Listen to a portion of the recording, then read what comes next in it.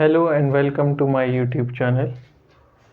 इस वीडियो में हम माइनर लॉसेस इन पाइप्स के बारे में बात करेंगे। लास्ट टाइम पे लॉसेस इन पाइप के बारे में बात हुई थी, तो उसमें बताया था कि दो तरीके के लॉस होते हैं, माइनर लॉस और मेजर लॉस। तो मेजर लॉस फ्रिक्शनल लॉस होता है, जिसके बारे में पिछली वीडियो में डिस्कस किया गया है, उसको आप आई बटन में देख सकते हैं। इसके बाद जो लॉसेस हैं वो माइनर लॉस हैं। माइनर लॉस जो है, अगर पाइप की लेंथ बहुत बड़ी है, लेंथ जो है अगर लार्ज है तो फिर माइनर लॉसेस जो है वो बहुत नेग्लिजिबल होते हैं as compared to major loss. क्योंकि आपने मेजर लॉस का जो फ्रिक्शनल लॉस का फार्मूला है, हेड लॉस या एनर्जी लॉस, उसमें देखा होगा एक टर्म है FLV²/2GD।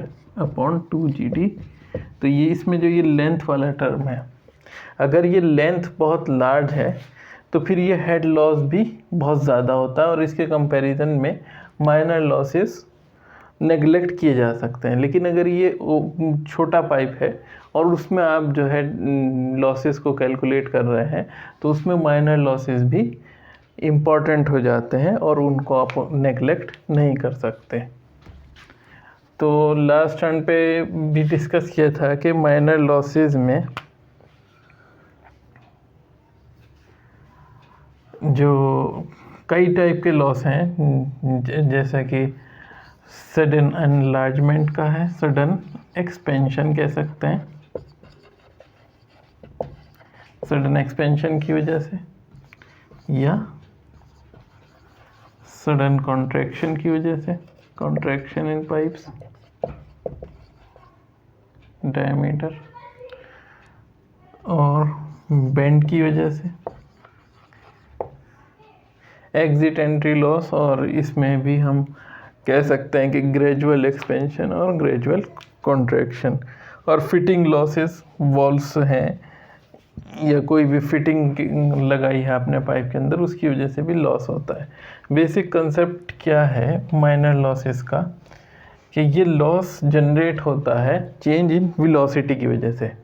तो वेलोसिटी क्योंकि वेक्टर है, तो इसके लिए वेलोसिटी एक वेक्टर है, तो इसके लिए चेंज का जब हम डिस्कस करेंगे तो इसमें दोनों चीज़ें हैं।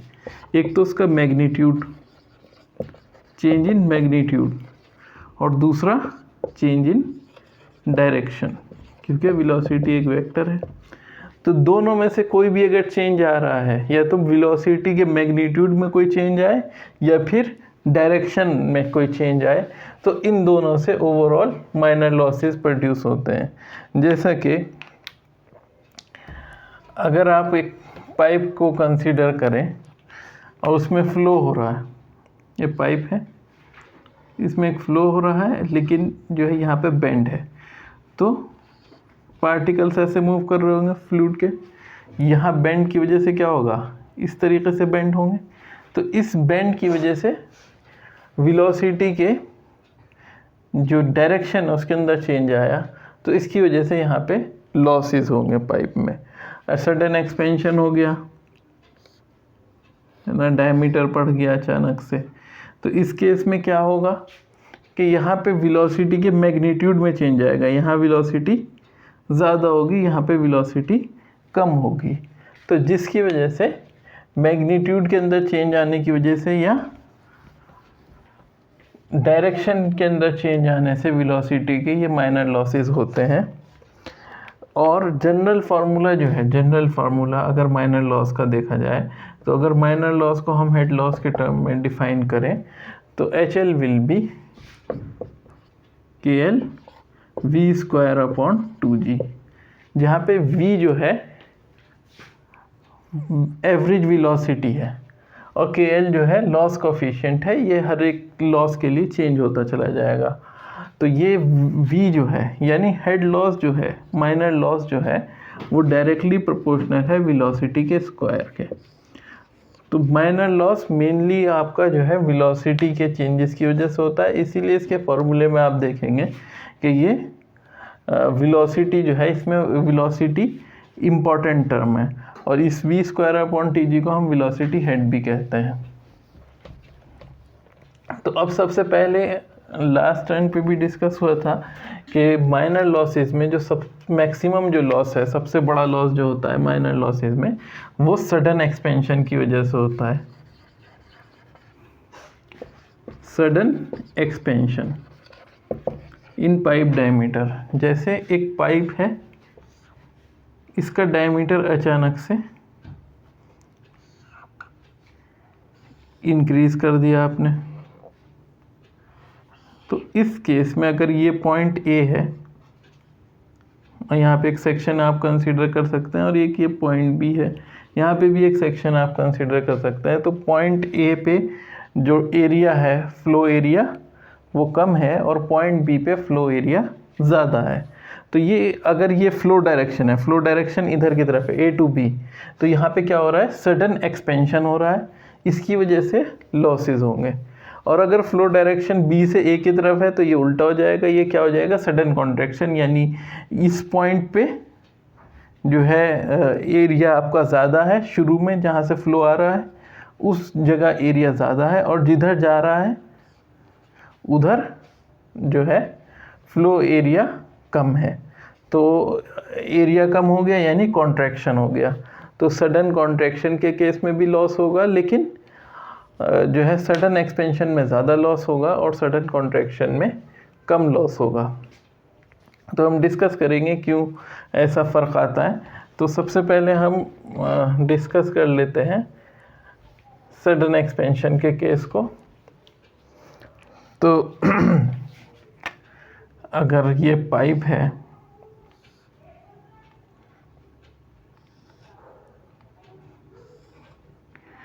और इसका यहाँ पर डायमीटर सेक्शन 1 है, ये यहाँ पर डायमीटर D1 है और ये सेक्शन 2 है,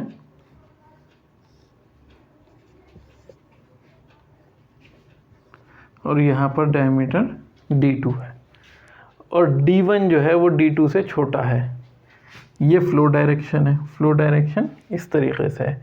तो फ्लो डायरेक्शन में डायमीटर बढ़ रहा है यानी एरिया बढ़ रहा है फ्लो का, तो ये क्या केस होगा, सडन एक्सपेंशन का केस होगा।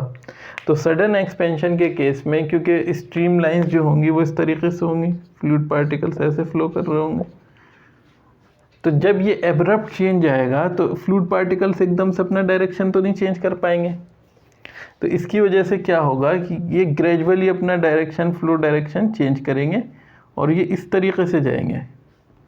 तो ये फ्लो इस तरीके से जो है अपनी शेप लेगा,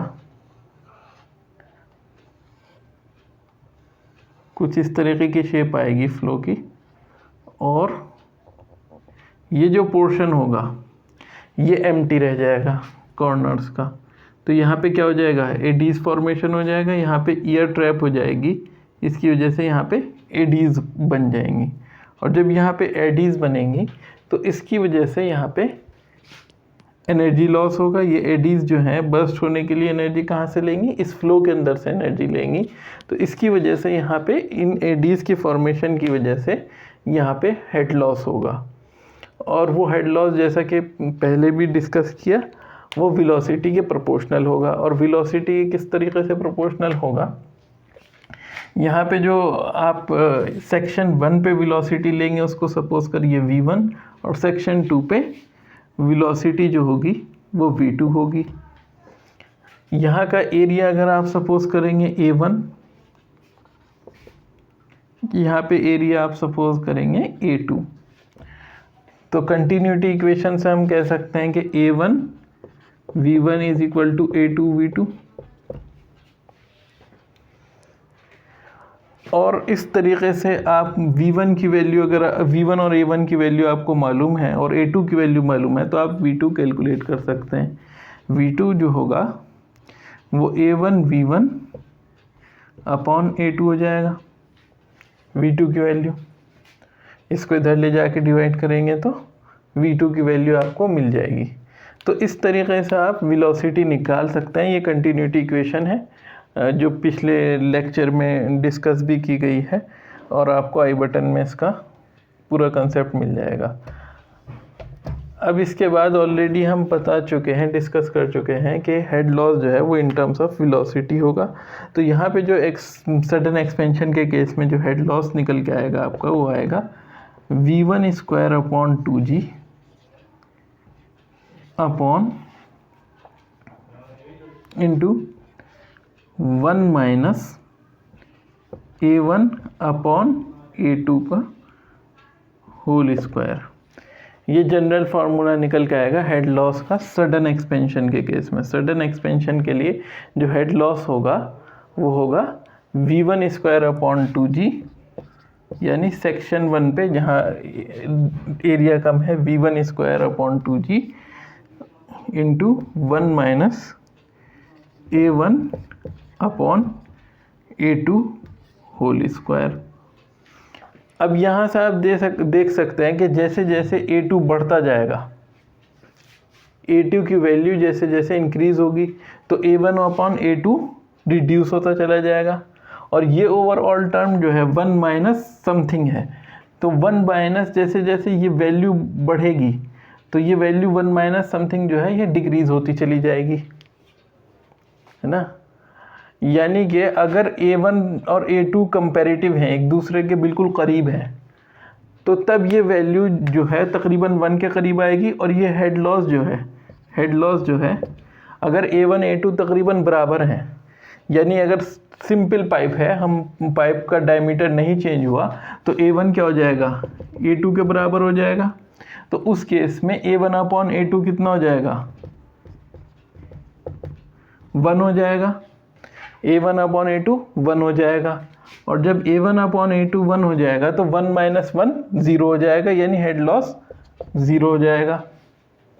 लेकिन अगर हम ये सपोज करें कि a1 और a2 में बहुत ज़्यादा फ़र्क है, a1 upon a2 is very large, तो तब क्या होगा,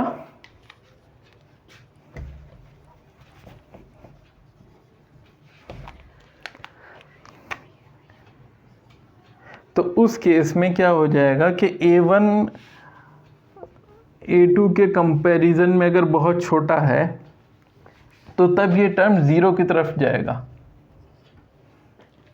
कैसे, जैसे कि अगर कोई सिंपल पाइप है और ये आपका कोई रिजर्वायर है बड़ा, या कोई रिवर है उसमें जा रहा है, तो इसका एरिया जो है पाइप का डायमीटर बहुत छोटा सा होता है, सेंटीमीटर्स में होगा। और ये जो रिवर है या फिर रिजर्वायर है, इसका जो एरिया होगा वो बहुत ज़्यादा होगा। तो उस केस में a1 जो है a2 से बहुत छोटा है, यानी नेग्लिजिबल है। अगर हम a1 को a2 से डिवाइड करेंगे तो हमें a2 को अगर हम इनफाइनाइट मान लें तो क्या हो जाएगा, a1 अपॉन a2 इन्फिनिटी के से अगर हम किसी चीज़ को डिवाइड करते हैं तो 0 मिलता है। तो तब ये हेड लॉस जो है ड्यू टू सडन एक्सपेंशन, इस केस में क्या हो जाएगा, v1 square upon 2g into 1 minus 0 का स्क्वायर, यानी v1 square upon 2g directly. तो इससे आप समझ सकते हैं कि जैसे जैसे a1 और a2 में डिफरेंस बढ़ता जाएगा, यानी a2 a1 के मुकाबले में ज़्यादा होता चला जाएगा, हेड लॉस बढ़ता चला जाएगा। जितना ज़्यादा एक्सपेंशन होगा सडन एक्सपेंशन में, अगर इन दोनों के डायमीटर या एरिया में बहुत ज़्यादा फ़र्क है तो हेड लॉस भी ज़्यादा होगा। और जितना कम डिफरेंस होगा दोनों के डायमीटर में, उतना कम जो है हेड लॉस होगा। तो ये head loss due to sudden expansion है। और अगर हम ये रिजर्वायर का केस ले लें जिसमें हम एरिया a2 एरिया को इनफाइनाइट लेते हैं और a1 अपॉन a2 को 0 मानते हैं, तो ये कहलाता है एंट्री लॉस। तो ये मैक्सिमम वैल्यू है सडन एक्सपेंशन के केस में लॉस की, वो v1 स्क्वायर बाय 2g के बराबर होगी। Head loss due to sudden expansion, इसकी मैक्सिमम वैल्यू कितनी होगी, v1 स्क्वायर बाय 2g, और ये केस होगा एंट्री लॉस का। तो इस तरीके से हम हेड लॉस निकाल सकते हैं। हेड लॉस निकालने के लिए आपको जो है दोनों पॉइंट पे वेलोसिटी मालूम करनी होती है, लेकिन अगर डायरेक्ट फार्मूला अगर आप लगा रहे हैं, आपको दोनों एरिया मालूम है, तो आप इस फार्मूले से भी डायरेक्ट जा सकते हैं, सिर्फ वेलोसिटी v1 निकालनी होगी। और ये निकालना बहुत सिंपल है, पहले भी लेबोरेटरी के अंदर अगर आपको ये वेलोसिटी v1 मालूम करनी है तो कैसे मालूम करेंगे। इसके लिए पाइप के एंड पे जो भी कंटेनर या टैंक लगा होगा उसमें एक वॉल्यूम ऑफ वाटर कलेक्ट होगी, उसका हेड मेजर कर लीजिए। सपोज करिए 10 सेकंड में ये कलेक्टिंग टैंक है आपका, इसके अंदर कितना वाटर लेवल राइज हुआ। सपोज करिए यहाँ पे आ जाएगी वो वैल्यू आपकी h सेंटीमीटर राइज हुआ। इस कलेक्टिंग टैंक का एरिया A है, ये अलग है कलेक्टिंग टैंक, इसका एरिया A है। तो आप वॉल्यूम निकाल सकते हैं, volume collected in time t A into H हो जाएगी।